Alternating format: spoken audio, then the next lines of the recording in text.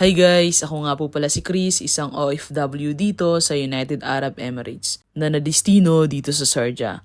Welcome nga po pala dito sa aking mini vlog. For today's video guys, ay samahan niyo muna kami na papunta ng Dubai. Dahil finally, after 45 days ay makukuha na namin yung ATM namin sa video. Dahil day off namin ngayon, tamang-tama, makukuha na namin ito. Almost 5 days na kasi na nagsinsila na ready na daw ito. At kapag hindi mo ito makuha sa loob ng isang buwan, maaaring mawala po ito at maraming proseso na naman ang iyong gagawin. Almost 9 years na akong OFW dito guys, pero ngayon lang ako makapag-open account. Kaya sa mga kagaya ko na OFW na wala pang savings account na nandito sa Dubai, pwede na kayo mag-open account dito sa video. Kaya samahan nyo kami guys para ituturo namin kung saan ito. So yun guys, magpasok mo ng sasakyan.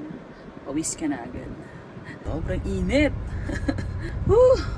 So yung guys, ito lang yung problema dito kapag summer. Talagang mapapasigaw ka na lang sa sobrang init ngayon dito. At buti na lang, hindi masyadong malayo yung pupuntahan namin. Abutin lang siguro kami ng 15 to 20 minutes kung hindi traffic. Galing pa kasi kami ng Sharjah. At sa wakas, andito na nga po kami. Sa mga kabayan natin, pag nag-open account po kayo dito sa BDO, wala po yung bayad. Basta magdala lang po kayo ng passport nyo at Emirates ID. At pagkatapos nyo mag-open account, hihintayin lang po ito ng 45 days para makuha nyo na yung ATM account savings nyo. At located po ito malapit dito sa Deira City Center. Katabi lang din po ito ng day-to-day. At makikita mo na agad yung BDO Unibank. At sobrang accessible yung area nila dito guys. Dahil kung galing ka sa Deira City Center, pwede ka lang tumawid dito. Kung nag-bus ka naman, nasa kabilang area lang. So ayun, sa mga kabayan natin na hindi pa nakapag-open account, punta lang po kayo dito. At bukas po sila from Monday to Saturday, 10 AM to 7 PM. Pag Sunday naman, 12 noon to 7 PM.